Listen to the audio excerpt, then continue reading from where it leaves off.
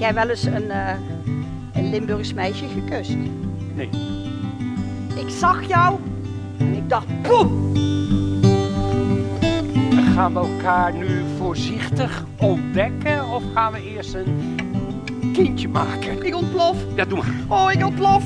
Wilt gij met mij hier alle kamers oranje verven? Ik voelde me even heel mooi bij hem. Mama voelde zich begeerd door ome Christophe met zijn tennissokken aan. Jij loopt toch ook te rommelen met die Tineke van jou? Ze heet Ineke.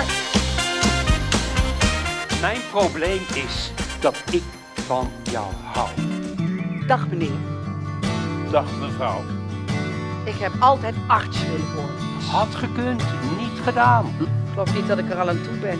Samen oud worden.